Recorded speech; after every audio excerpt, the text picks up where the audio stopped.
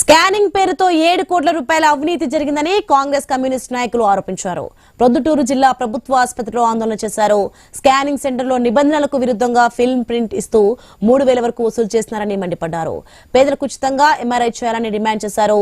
దోపిడీపై చర్యలు తీసుకోకుంటే ఉద్యమిస్తామని హెచ్చరించారు.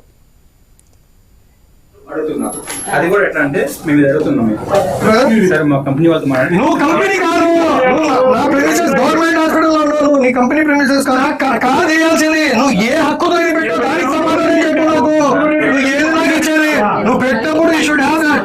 కాదు పెట్టినప్పుడు మనం ఏ కేసు లోకైనా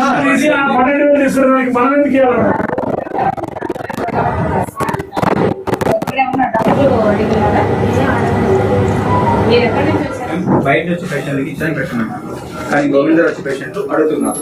అది కూడా ఎట్లా అంటే మేము అడుగుతున్నాం సార్ మా కంపెనీ వాళ్ళతో నువ్వు కంపెనీ కాదు, నా ప్రెమిసెస్ గవర్నమెంట్ హాస్పిటల్ లో ఉన్నావు, నీ కంపెనీ ప్రెమిసెస్ కాదు చేయాల్సింది. నువ్వు ఏ హక్కుతో పెట్టావు దానికి సమాధానం చెప్పు. నాకు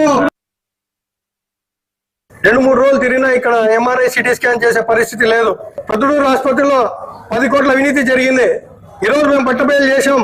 పేదల దగ్గర రిపోర్ట్ ఇవ్వాలా, ప్రభుత్వం ఉచిత రిపోర్ట్ ఇవ్వాలా, కానీ ఈరోజు ఒక్కొక్క రిపోర్టుకు 3,000 రూపాయలు చెప్పున ఇంతవరకు దాదాపుగా 7-8 కోట్లు వీళ్ళు ప్రజల దగ్గర ప్రజాధనం దోచుకున్నారు. దీనికి ఎవరు బాధ్యులు? మేము ఈ సందర్భంగా డిసిహెచ్ఎస్ అధికారి కానీ అలాగే సూపరింటెండెంట్ గారు కానీ వాళ్ళకి మేము ఇక్కడ ప్రశ్నించడం జరిగింది. అలాగే ఇక్కడ ఫిల్మ్ ప్రింట్ చేసే ఫిల్మ్ కూడా వాళ్ళకు ఏ అధికారంతో ఇక్కడ పెట్టారని చెప్తే వాళ్ళ దగ్గర సమాధానం లేదు.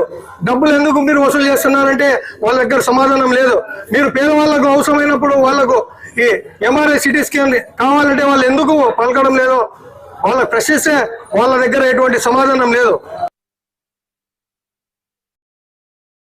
ఈ స్కాన్ ప్రింటర్ మాత్రం ప్రింటింగ్ ఇవ్వాలని మాత్రం ఏం లేదండి. ఈ రిపోర్ట్ మనం ఇక్కడే వాళ్ళు ప్రింటర్ పెట్టుకోవచ్చా లేదా అనే దానికి ఏంటంటే ఈ ప్రాజెక్ట్ అంతా కూడాను పబ్లిక్ ప్రైవేట్ పార్ట్నర్షిప్ కింద జరుగుతుంది.